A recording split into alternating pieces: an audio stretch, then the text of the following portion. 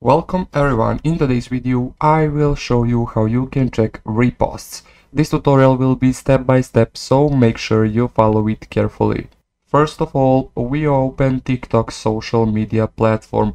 Then let's say you scroll a bit and find that little pop-up saying that someone is reposted this video.